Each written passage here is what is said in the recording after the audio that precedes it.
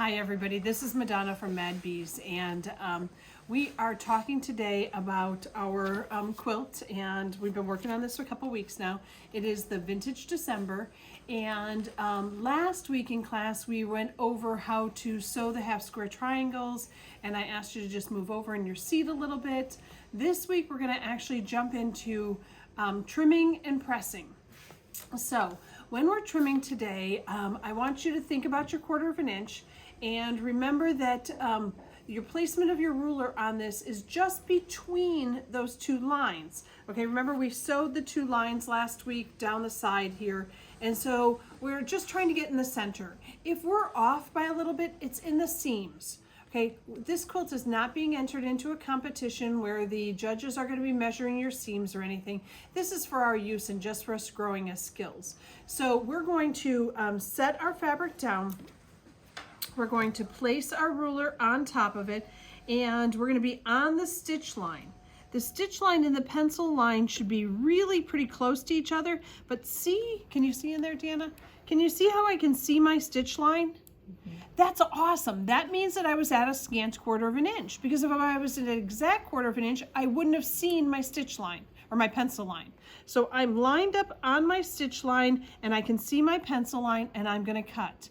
Now, one of the mistakes that happens a lot is when we're cutting small pieces like this, we get fearful of the beginning and the end. Okay, so we go really slow at the beginning, and then as we're getting to the end, we go really fast because we want to get it done and we don't want our ruler to move. A consistent cutting is going to make for a much better cut line. So I'm going to use my Quilter Select cutter. I'm going to open it up and I'm going to set it right next to my ruler. I am going to use my hands, especially on this size of a square, to really hold those two end spots in place. Now I am cross-cutting across my body. I am only doing that because you're on TV. If I were to be cutting this as a normal person at home in my cutting space, I would absolutely have this horizontal, vertical to myself, okay? Because I'd want to be able to hold it better and have my hand better placement. But I'm showing you today. I want to make sure I'm putting pressure here at the beginning of my tip and pressure here at the end. So I can either hold and move, or I can hold wide hand, and I can see my ruler actually making contact with it. So I'm going to start back on my ruler. I'm not going to start right where I want to cut. And I'm going to move in one movement going across my fabric. And it was one consistent glide. And that's going to make for a much nicer cut. And I'm going to get a clean cut on that. Okay, I'm going to do another one so you can watch again. So I'm going to set my fabric down. I'm going to put my ruler right on top of it. I'm looking at my stitch line here, and my stitch line's hidden underneath there. You guys can't even see it, but my pencil line is showing, and I can't see that, okay? But I know it is. So you're lining up with the 1/4 inch mark on your ruler? I'm lining up with the 1/4 inch line on my ruler to the stitch line, okay? To the stitch line. I'm going to put pressure on my ruler. I'm going to open up. I'm going to start back, and I'm going to go consistently across. I didn't stop at the end there, I kept going. So I always like to have a longer ruler than what I'm using. Okay, question, Deanna? No? Okay. Deanna's learning so much by watching these, okay? So I've got a couple of those done. I actually have 8 full sets of these to do, okay? I have 8 sets of these to do. I'm only gonna do these couple so you guys can see. Okay, so the next step we're gonna do is we're gonna move to our pressing surface. I am using a wool pressing mat today. Why wool? Wool actually hugs your fabric. So the fibers on it with the fibers of the cotton really help to hold things together so that they don't shift on you.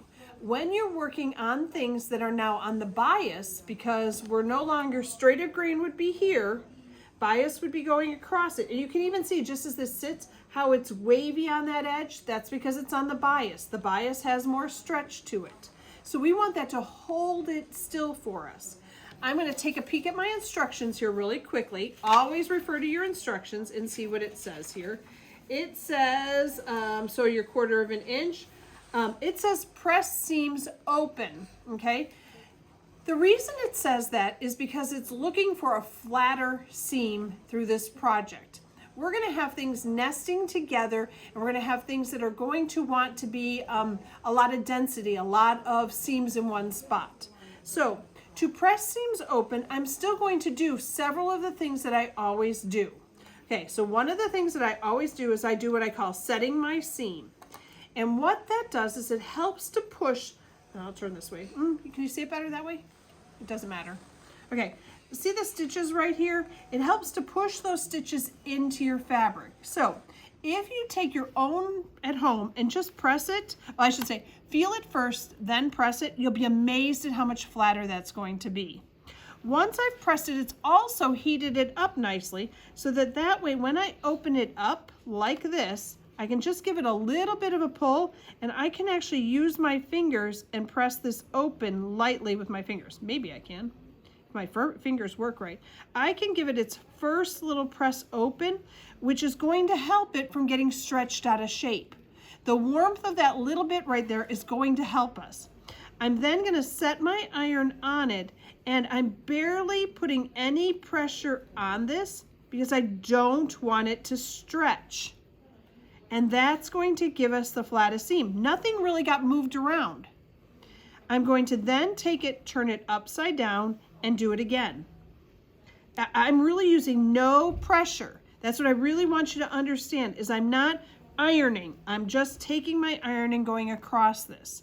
I will then take this and set it aside. I have a couple options now.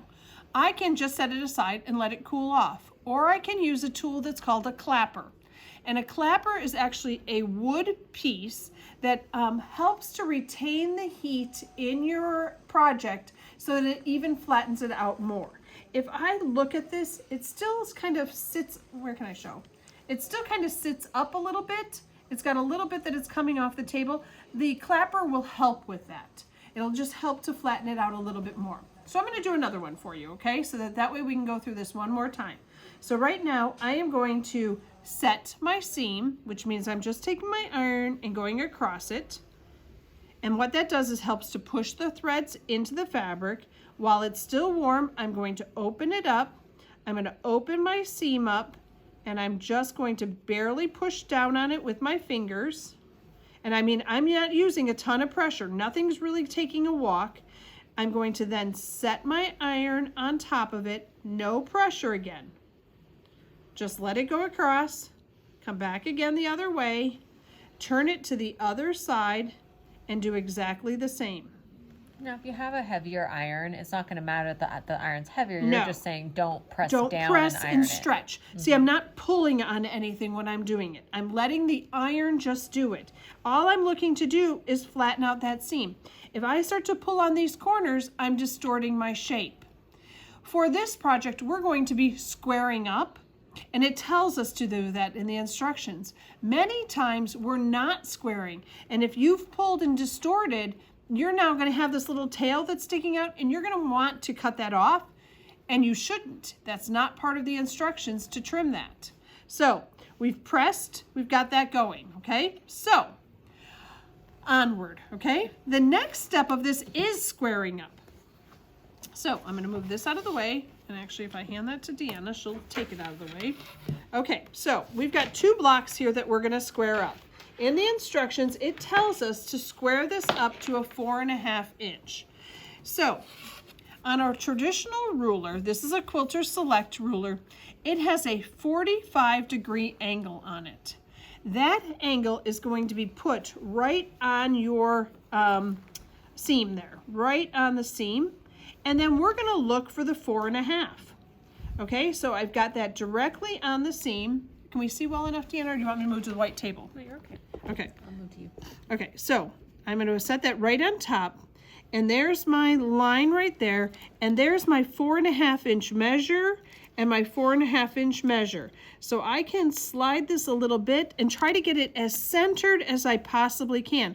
But that's the line that's really important to us. So then we're going to trim that up. That's using a traditional square ruler, and I love when you have a mat that you can turn and cut. And now, guess what? We've done 2 sides of it. Did I get that all the way through? Cut. there is a pro of being very ambidextrous. You can check to make sure you got through everything. Okay, get rid of that, get rid of that. And you can see we don't have much. So if we wouldn't have done that scant inch, there wouldn't have been much at all for us to trim up, okay? So there's that and that. Now I'm gonna take and still use that 45-degree line, but I'm gonna put it the opposite direction, lining up my 4.5 again. 4.5, 4.5, 4.5, 4.5. And I'm going to look at this side, and I've got a little bit, so I'm on my 4.5 here and my 4.5 here, and I've got a little bit here. Oh, gets my ruler straight, so that line is perfectly straight. We're straight, we're straight. You've got a lot of things. You've got 3 things to really look at. And now we're going to clean up that little bit. So I'm going to turn and cut and turn and cut. Get rid of all of that. And now I have a beautiful 4.5-inch square. So if I set this on my mat here, it should measure 4.5 by 4.5. Yay, we did it. Okay, but I'm going to show you one other tool that I really have just recently found. It has been on the market for years, but I didn't know about it, and so I hadn't used it. This is the Quilt in a Day ruler by Eleanor Burns. And it's a 4.5-inch triangle square up. I just used it for a 3.5-inch project, but this one happens to be the right size. She has this ruler in 2 sizes. It also comes in a larger 6.5. So on this ruler, it has some markings. And the markings are even numbers and half numbers. So we're going to be using the 4.5. So the way that this works is I take my block and I put the 4.5 right on the center seam. And I line up as square as I possibly can. So that is sitting right on the center seam, the 4.5, and I'm just gonna cut all the way around all the sides. If I was doing 3.5, I would put it here, and I would do 2 sides. I would turn it, and then do the other 2 sides on the 3.5.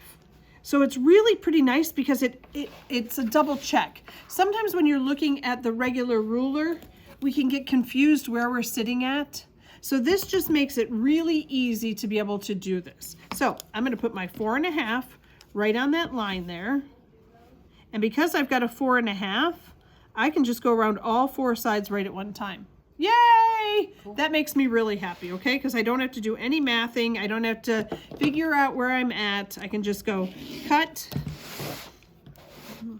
cut. You like that I use my rotating mat so well? I know. And cut. So I have got beautiful 4.5 all the way around. Notice I left my ruler in place while I'm cleaning this up. I hold it still because that way if I missed a spot, I know that I can go back in. I didn't move anything out of the way. Now I've got my 4.5-inch square. I measure this on my mat here, and I'm at a 4.5 and a 4.5. It didn't matter which method I used, I came up with the same block. Cool. Okay, so for next week, you should have 16 of these now. 16, so it's going to be green and white, and mine are black and white. Green and white and black and white, and you should have 16 of these done for next week. I hope you learned something. It's a lot today because we did pressing and trimming up those squares. So you've got a little bit of homework, but I think that you can do it. Please remember, you can always shoot a question on the Facebook or reach out to us if you have any questions. Otherwise, happy sewing, and I will see you in a week. Good deal. Bye now.